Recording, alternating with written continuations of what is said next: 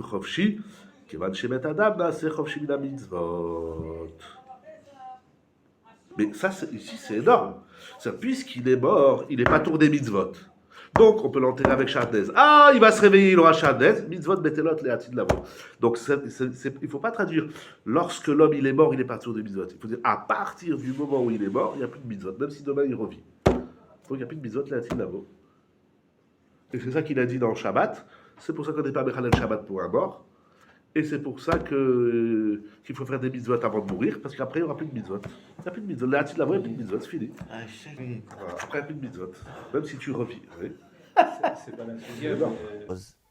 Le Torah Tamincha, qui était l'un des élèves du Rashba, lui, il ramène ce midrash. Et il dit qu'effectivement, plus tard, la Lavo, on aura le droit de manger du porc. Et il dit pourquoi il faut comprendre les choses au pied de la lettre.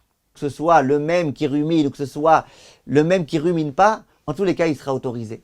Simchonout va Shalom du Rav Avraham Yitzhak Cohen Cook, qui nous dira que viendra un temps où les animaux grandiront également, s'élèveront également, toute la création va s'élever, et donc il n'y aura plus besoin de faire de korban chez le Behema.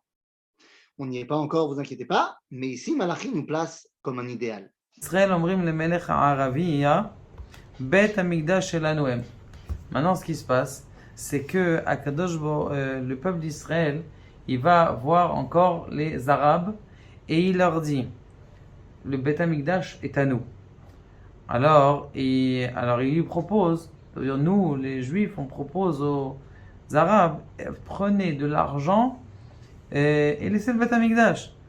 Alors ils disent non, pas du tout, le Bet Hamikdash, vous n'avez aucun rapport vous avec le Bet Hamikdash. Mais si vous voulez être sûr, venez, on va faire un korban. Au Bet Hamikdash, au mont du temple.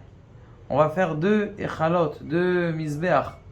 Et on va vérifier quel est le misbeach, quel est le feu qui va descendre. Est-ce que c'est sur le feu des nations ou est-ce que c'est sur le feu des juifs?